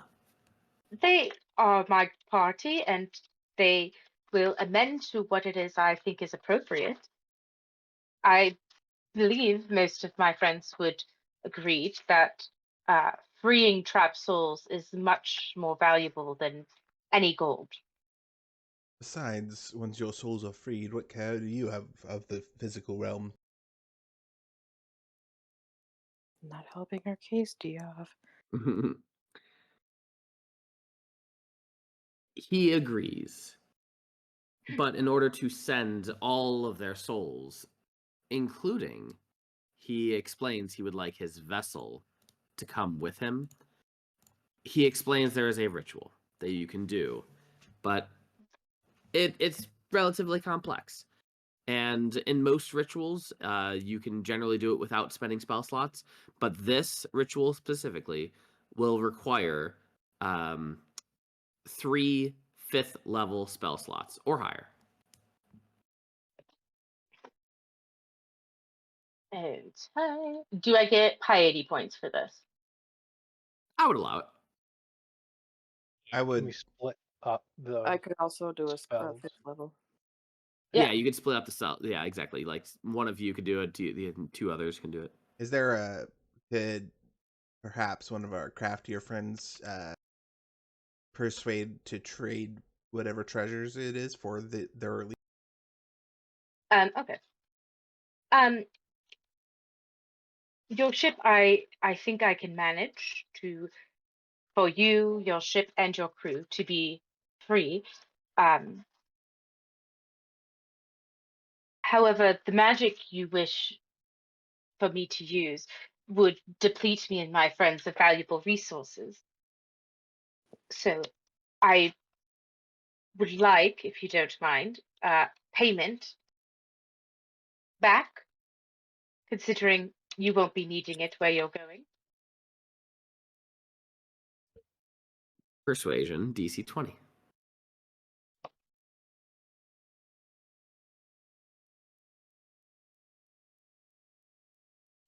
Wait. Wait, we're still. Can I give her supply dice? We are still in the journey. You technically are still in the journey. Take a D8. Yeah. Don't roll a 1. Ooh. Nice. Nice. All right.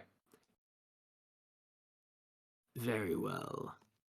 As he and his crew, some of them head downward, and you hear a plethora of unlocks and mechanisms as he pulls up something in a chest. And he opens the chest and he says, "You may have this." And he opens it up, and it looks to be a rectangle of some sort, covered in felt. Does it look like a book? It does no, it's small. It's like handheld. Okay. Okay, I will cautiously pick it up. As you pick it up, you realize that inside the small little thing of felt are several cards. And he Oh, says, Oh god. Oh. "Please use caution."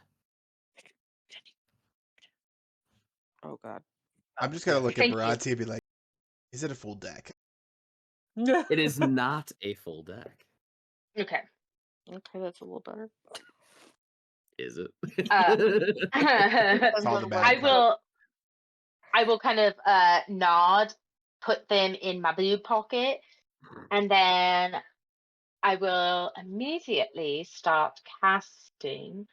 Would be a good 5th level for this. That would make sense.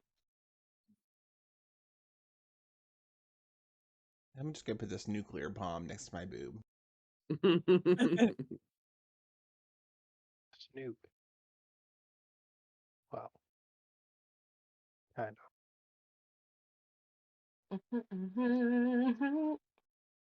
A Brook.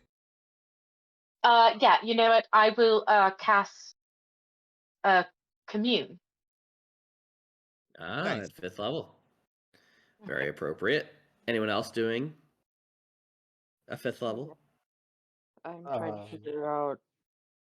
Does it have? Could it be any 5th level spell or just Yeah, technically, we're basically siphoning the magic from us to free them.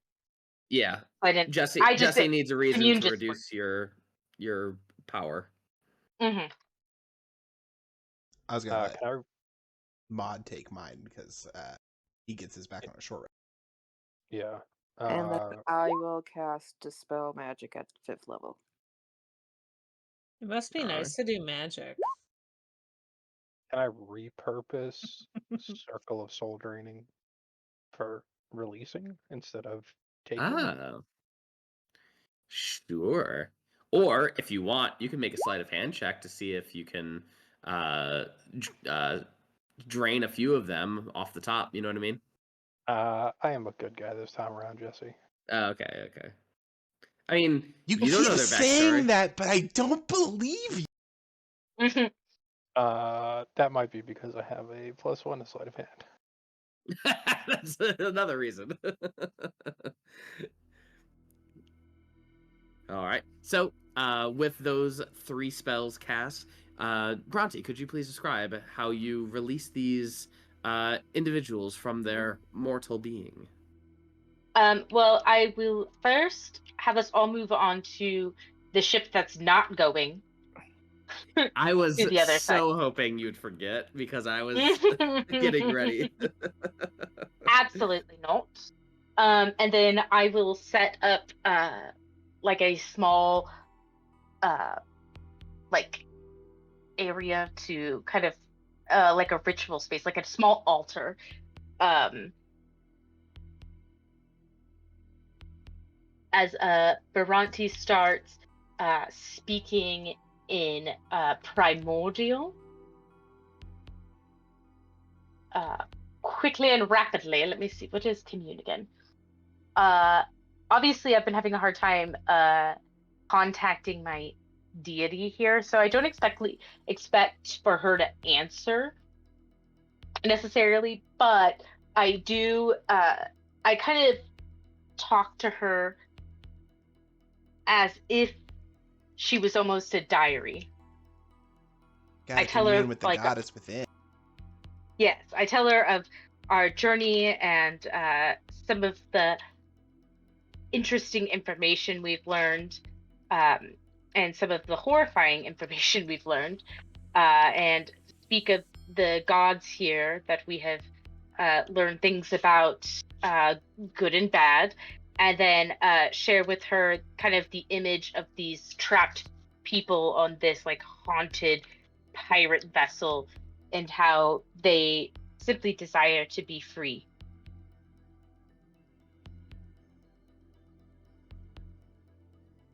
Nineve, how do you prepare? She would help with putting kind of whatever she could aside, but then she is going to kneel and pray to Salune. And she does so silently, but prays to her to help these souls kind of move on and find peace. Okay. And Diov? Or was it Muad? Sorry. It's Mod. Be me. In his many years of soul sucking, he's going to repurpose his energy into soul blowing. What? Wait a minute. Opens up his mouth. No pause. It's not that kind of D&D. Or maybe it is. Yeah. No, just kind of reverse engineering, being able to take souls into helping them pass on. Giving them a gentle push. I wouldn't say gentle. Kind of Yeah. horrific ripping and tearing of Okay. astral bindings. Oh, You know, joy. he keeps saying he's a good guy, and I'm just. Listen, sometimes you got to break some eggs to make some delicious, delicious omelets. Fair, I He guess. keeps saying he's a good guy. Hey, You guys watch. Yeah, go ahead. No, not worth it. You guys watch as the souls cause a streak of light to occur above you and fly across the sky with the ship as well, illuminating a large part of the sea beyond. And as it illuminates, you can see far off in a relatively, probably like 2 miles away, this light illumination illuminated something that you were not expecting. As Captain Jarvis just says, kind of looks like a Hoarder Brigade. Oh, lovely. If you were planning on going anywhere, now's the time. Got it. Right. Yep. Let's skedaddle. Just Alright. gonna plop Yep. this in here because Maudiv's just gonna walk off the side of the boat. everyone can breathe underwater for 24 hours. Lovely. As we hit the water, I'll do control water too and change the flow of water to down. To push us down quickly. Ooh, like a ride. Slide. All right, those of you who have fear of the depths, look away for a moment. You guys descend very, very quickly throughout the trench. You definitely like get to the edge of the trench and look down, and it is black as you look down. The sea around you again is so difficult to see. Those of you without dark vision, it's just completely black. But those of you who have any kind of a light source, anyone have a light source? Bhranti becomes the light source. Ah, that's right. I forgot about that. Guided by Please, like Bhranti, glow stick. you all jump off the trench already underwater and head downward further into the trench. As you descend, you can see or reminisce on what TT was talking about, as TT is also with you, coming downward into the trench with you. And this is roughly what you see as you descend into the trench. That feeling of engulfment, that feeling of pressure, feels pretty intense. I'm going to need you all to make Constitution saving throws as the pressure of water pops your ears and does not make you feel good. Do you get a plus to the spider from Bhranti? Nope. Oh, No, 'cause it's I'm not. No. Oh gosh. Yep, forgot. Jesse, do I have to do this? Yeah. But I am Metal Man. This is considered our first save of the journey too, right? So we get. Or is the No, journey that was for the encounter. Yeah, Okay. the journey is I never even rolled the last part of the journey. Silly me. It would be the arrival portion. So, Arrival how about underwater. arrival underwater? Journey's End. Each member must make a con save. So this will be your con save for the Journey's End, and on top of that, we're gonna do a con save for the pressure. So we're gonna keep this for the Journey's End. This is to determine if your arrival is successful or not. So we have a bunch of saving throws, and some of them look pretty bad. Does the Well, we This just would need a have the 15. advantage. No. This is the end of the encounter. Right. So it's still within the journey, and it's our first save within the journey. If I remember correctly, it said something that it would only occur during the first encounter, and this is the last thing. Yeah. However, you do have supplies. Sorry, that was just for spiders. For the previous one that had, it was everyone gets a reroll 1 per journey for saving throw. Yes. And which one was that? Do you recall? It was Nineve. It was. Nineve used that. Yeah. But Nineve, didn't you fail? No, we went back and added the D8. Oh, right. You're right. I'm not even drunk, guys. I was drinking tea today. All right, cool. So you guys get a reroll. So I will allow Spider, Nineve, and Muad to do a reroll. That's fine. And Nineve, you already rolled the 19, so I'm keeping that. Spider, you're good. Muad, you're good. On success, you all gain temporary HP equal to your level. I think I already have on there 20. All right, and now we're gonna roll on the. Add on to temporary HP you already have. It does not stack, no. But Okay. if it's higher, then just replace it. All right. Who would like to do the arrival table? So the arrival is the sentry. So it's the sentry. Rolls X D12, where X is their wisdom modifier, taking the highest. Who's the sentry? That's me. Spider, what is your wisdom modifier? That is +4. I'm going to need 4d12. Please roll 4d12.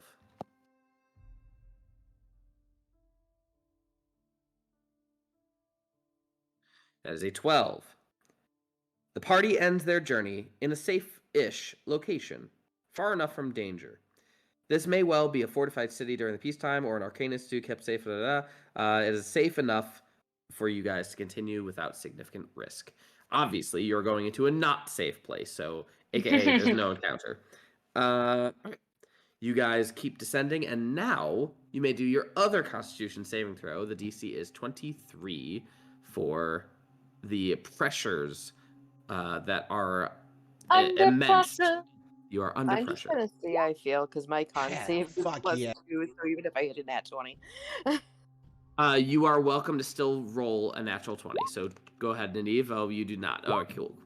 Yeah, even if I rolled a nat 20, I'd still hit 22. I will resist myself.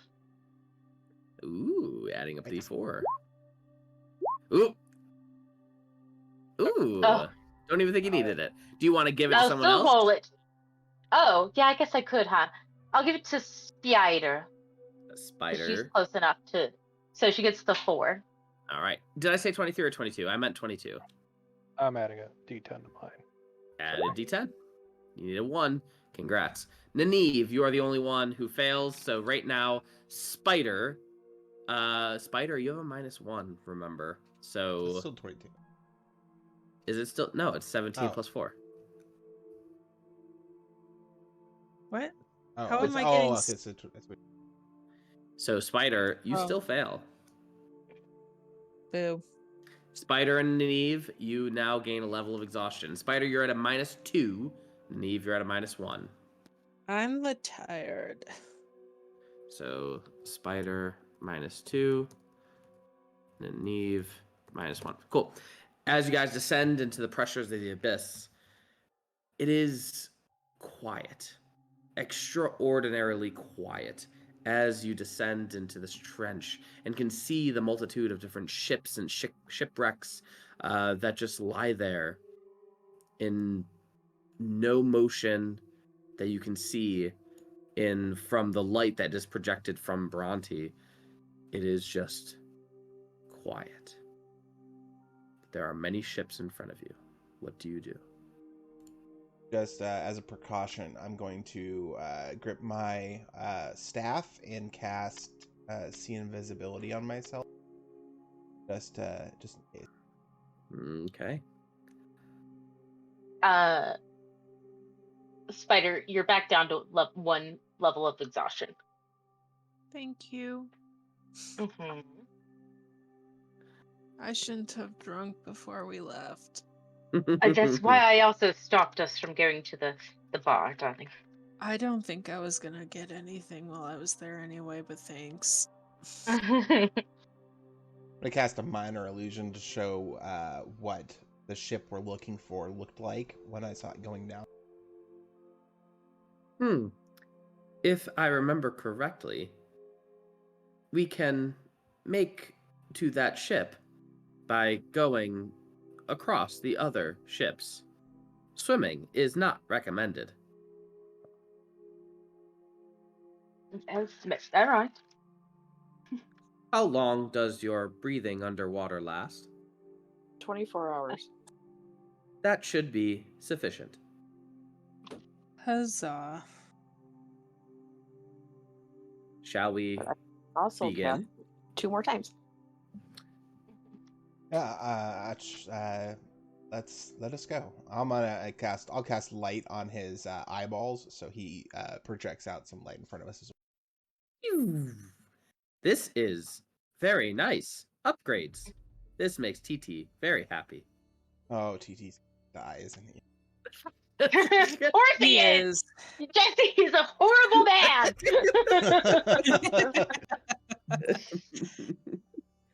You kill All right. everything we love. This is why we can't have nice things. I never Correct. killed Sigmoid, I don't think. I love Sigmoid. Okay. So, in essence, I don't have the next part planned for anything. So, is there anything anyone else would like to discuss or go over or assume or give me ideas for what's going to happen next?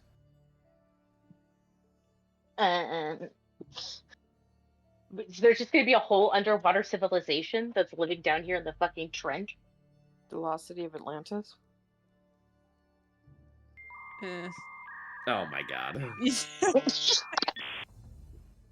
God, that brings back memories. So here's the thing. We get this thing, right? My thought is we hide it in the Diov subplane. Because as soon as anyone knows that we have it, probably even Robot Dude here, shit's gonna hit the fan. Why? Should sign him to a contract. Right. So that's your job there. Like I'm all for getting Oz, Ronez, and their people out of here. I'm totally cool with part of that deal being that Wantar stays behind. Fuck you, Wantar. Millie, shut up. Yeah, we also need. I don't know. Do we feel like we want to follow the thread of the whole Mildred puppeteering? Meave, can you please mute yourself? That's not me. I think that's Rhiannon. It's Declan, sorry. Declan's talking to me. How dare you. Well, it's Jeremy's brother. Yell at him. Some of us know how to use push to talk. Some of us are our cell phones, Jeremy, and some of us desperately needed an ice cream. You wanted to pull out a thread for Mildred something? Yeah, pull on the whole thread of the puppeteering that Mildred's doing and what that could be all about. I think I was gonna do a legend lore on what is his name, Quantaris or Quatmus. Quatmus is the god of Revenge. and then Zutdor. Zutdor is the god of betrayal. Yeah. Yeah, I think that I tried to do that with a specific focus, and I failed the roll last time. So I could do that before our next long rest to try and see what went on between them. Be right back. Gotta pee. Yeah, I definitely want to figure out what's going on with the gods. Yeah. Yeah, that's a little interesting. Sketch. The thing is we find this, we can send Osrona home. We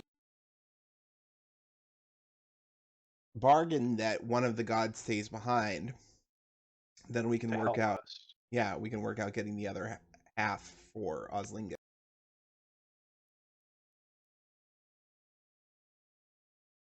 Yeah. I like that plan.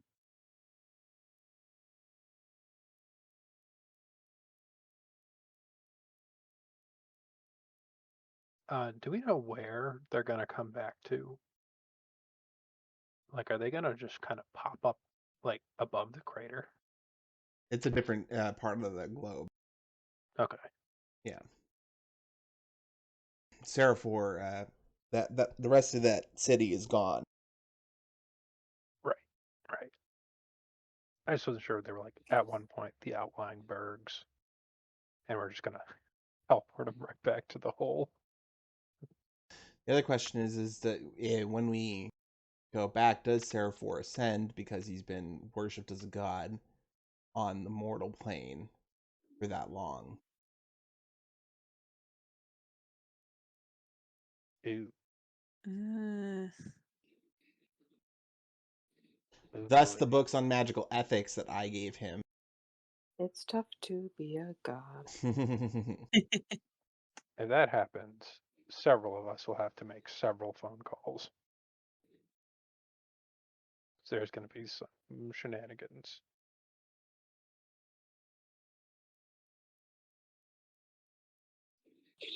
Yeah. Oh, man, I didn't even think of that. That might be super bad. What if we stage a rebellion, make everybody in their home believe in us rather than their gods, and then kill their gods, and then just take the whole city with them? All right, I'm back. I'm not saying no. I'm still kind of stuck in level 5 brain from my other campaign, so the thought of trying to kill a god. Who we talking about killing? Everyone. Odd. All of them. Mod wishes he was a god. Okay. Totally Hey, we're getting possible. there. We're getting there. No, you're not, babe. You're like really not. Bhranti is getting to a god. Okay. I even have a god tier leveling system. You, on the other hand, you are basically a core appointed lawyer at this. Muad will remember this. Okay, first off, I'm in Ree's voice, not Bhranti's voice. We need You to know how to find a take that way. out of We need to find a way into the Asligas dungeon as well. We should talk with Xanadu and Zudor. I said it right. And get his side of the story, figure out what's going on from another angle, kind of thing. It could be totally legit that he's just a bastard man. Like Dennis. And yes, he's got his skin suit luggage. super cool. Yeah, I don't know what to do about Oslingus.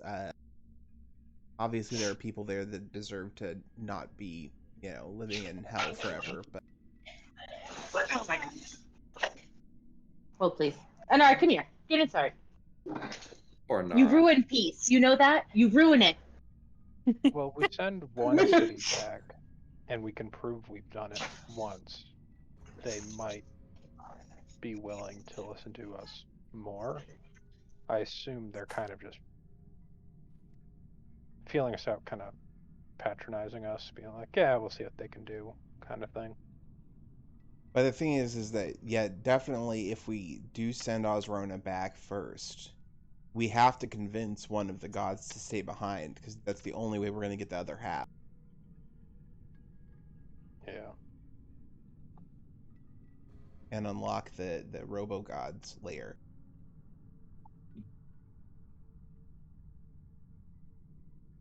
So, I'm all for that, for being Wantar's, like, fucking redemption arc. Like, if he wants to fucking stay behind while his followers and his city get returned to the plane of Tartarus, or the planet of Tartarus, and the material plane, then that'll be his fucking redemption arc. Maybe he can redeem himself and sacrifice his freedom, immediate freedom for his people. Sounds like a good epic ability check scenario. I don't know. How's it? Who's got the highest persuasion? I got a +7. Go. +1. I'm not the one to look at. Technically, Bokosh does. He has a +22 to persuasion. Ah, damn. I have a +9. I can at most give Bhranti has a +16, I think. Well, still not bad. I could give Bokosh a +7, making it a +29. And then whatever anybody else could give, like guidance or special abilities, we could probably get that over 40. Sure. For persuasion, Bhranti has a +11, I think. According to her nat 20 persuasion check earlier. Oh, yeah, there you go. +11. I couldn't remember if it, because persuasion is charisma, right? Yeah. So Bokosh is here. Bokosh does it, and if not, I can do it. I have a 15. Yeah, or we could just keep taking naps until Bokosh shows his ugly. I can rip him out. Excuse me. Body. We have the same face. There's a slight differences. His isn't quite as cute. It's more lecherous. Appreciate that, I believe.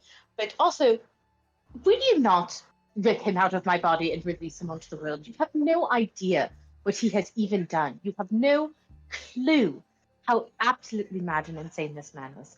Why would you do that? Can he hear this conversation? No, he cannot. Can I insight that? Sure. Has it been Bokosh this whole time? Yeah. Oh gosh, this whole time. Da, da, da. Hey. It's always on the rolls. You don't really need it. Yeah, seriously. So Bhranti rolled a 22 for persuasion.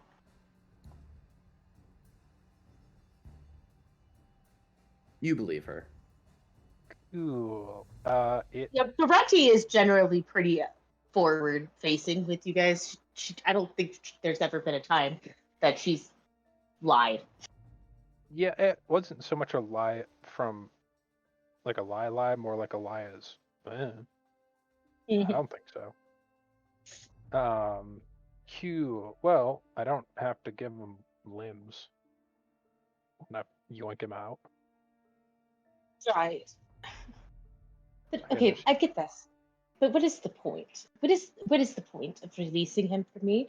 I am working on ways to keep his little whiny ass and heavy drinking self at bay. And soon I will be able to do that. He is to serve his penance as his god sees fit. Well, he doesn't even own his soul to give it to you.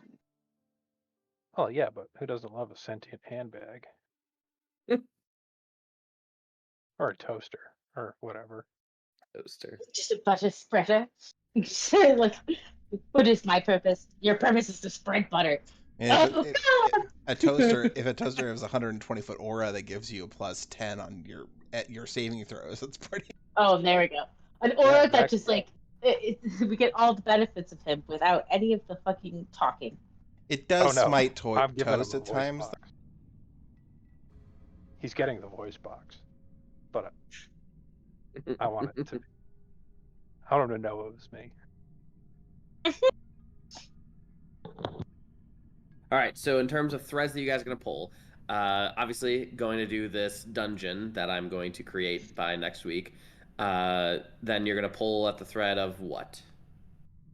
Well, I think the first thought is, and correct me if I'm wrong, but the first thought is to go to Osrona and negotiate the transfer of their city back in exchange for Wantar staying behind and assisting us in possibly returning, if not the whole city, at least the people of Oslingus back.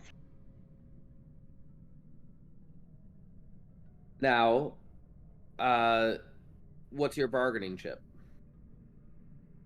They don't get the half. We're hiding it inside my subplate. Okay.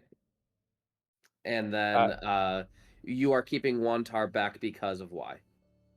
Because in order to open up the safe for the other half of the sphere, we need somebody of that power. So, in case you haven't thought of this, Astrodon could potentially. Oh no, be the one to do Astrodon that. suffered enough. Him and his people Okay. are getting resurrected. We're sending his fucking ass home. If that's your goal, then that's your goal. I don't like how you said that. No. I mean, there are story threads that I'm like, oh, this seems logical. This is how I would do it. But if that's what you guys want to do, it's still logical. Yeah, I agree with it. I think just because from what Wantar has done, he needs to make some atonement. Yeah. And his atonement is going to be to help the very creatures he has been fighting for 800 years. And if he doesn't, then he can just let everybody in his kingdom continue to suffer. And we will tell everybody in his kingdom that he refused to sacrifice that for them. Diov's just been doing that every night before a long rest, is sending a dream into a random person he saw on Osrona's head of that moment of betrayal. This actually sounds like the only thing that Skyrite is useful for.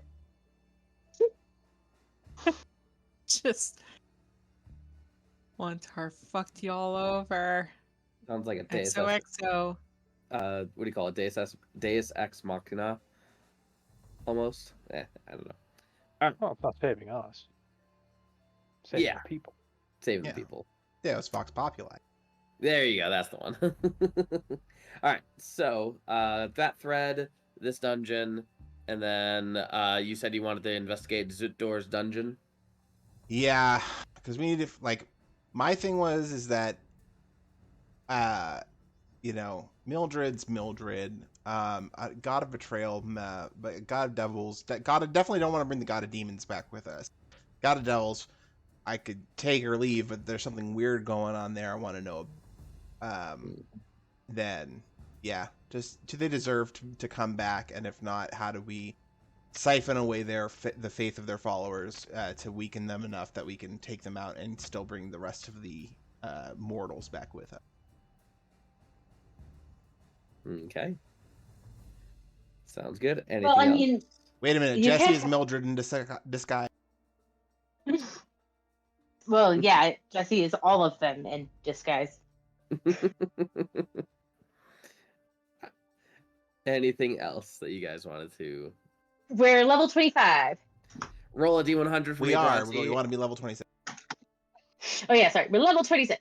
Roll a D100 for me, Bhranti. If you roll a 20 or higher, you are level 26. Don't fuck it up. Yeah. You are now Yeah. level 26, and I'm gonna make this dungeon as interesting and hard, and I'm gonna make it cool. I'm gonna make it You're You're cool. gonna make it I have a few so ideas. hard. You're gonna make it Jesse, so Jesse, hard. Jesse. Hard. Guess what? What? You have tier 3 spells. Yeah. Mhm.